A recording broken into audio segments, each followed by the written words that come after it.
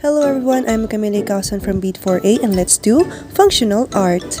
Functional arts are like recyclable materials, but before that, let us take a look at the following recycled materials I'm going to use. Let's go!